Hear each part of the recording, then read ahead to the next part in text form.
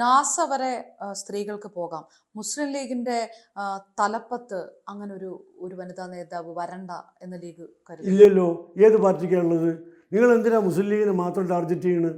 ഏറ്റവും വലിയ സ്ത്രീ സമത്വത്തിന് വേണ്ടി പോരാടുന്ന മാർക്സിസ്റ്റ് കമ്മ്യൂണിസ്റ്റ് പാർട്ടി അതിൻ്റെ പോളിറ്റ് ബ്യൂറോയിൽ എത്ര പേരുണ്ട്? ഇതുവരെ പ്രകാശ് കാരാട്ട് എന്ന പോളിറ്റ് ബ്യൂറോ മെമ്പറും അഖിലേന്ത്യാ സെക്രട്ടറിയുമായ ഒരു വ്യക്തിയുടെ ഭാര്യയല്ലാതെ രണ്ടാമതൊരു സ്ത്രീ വന്നിട്ടുണ്ടോ? ഒറ്റ സ്ത്രീ. കോൺഗ്രസ്സിൽ സോണിയാജി അല്ലാതെ വേറൊരാൾ വന്നിട്ടുണ്ടോ? എല്ലാ പാർട്ടികളുടെ സ്ഥിതി എന്താ? പകുതിയിലധികം ജനസംഖ്യയിൽ മോർ ദാൻ 50% എന്ന് പറഞ്ഞാൽ പകുതിയിലധികം സ്ത്രീകളാണ്. ഏത് പാർട്ടിയുടെ MLA-മാരിലാണ് 50%, പോട്ടെ 25%, 10% സ്ത്രീകളുള്ളത്? CPM പക്ഷേ എത്രയോ വനിതാ മന്ത്രിമാരുണ്ടാകുന്നു. എത്രയോ എവിടെയാ? 20 മന്ത്രിമാരിൽ ഒരു സ്ത്രീ ഉണ്ടാവും. അതാണോ മോർ ദാൻ 50%-ന്റെ പ്രാതിനിധ്യം? ഇപ്പോഴത്തെ മന്ത്രിസഭയിൽ ഒരു സ്ത്രീ അല്ലല്ലോ ഉള്ളത്. 2 പേര്.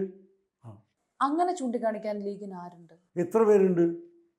ഞങ്ങളെ അസംബ്ലിയിലേക്ക് മത്സരിപ്പിച്ചില്ലേ?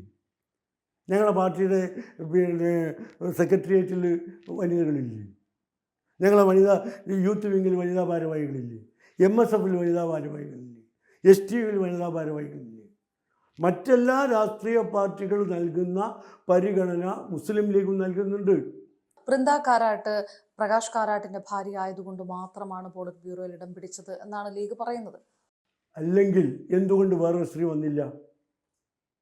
അല്ല എന്ന് നിങ്ങൾ പറയുന്നുവെങ്കിൽ എന്തുകൊണ്ട് മറ്റൊരു സ്ത്രീ വന്നില്ല? പിണറായി വിജയൻ്റെ 2ാം ഊഴത്തിൽ KK ശൈലജ ടീച്ചർ അവരുടെ മഹത്തായ സേവന പ്രവർത്തനങ്ങൾ കൊണ്ട് അവർ മുഖ്യമന്ത്രി സ്ഥാനത്തേക്ക് വരുമെന്ന് പ്രതീക്ഷ ഉണ്ടായിരുന്നില്ലേ? എന്തുകൊണ്ടാണ് മന്ത്രി പോലും ആക്കാതെ മാറ്റി നിർത്തിയത്? അതിലൊന്നും സ്ത്രീ അവകാശ ധ്വംസനം നിങ്ങൾ കാണുന്നില്ല.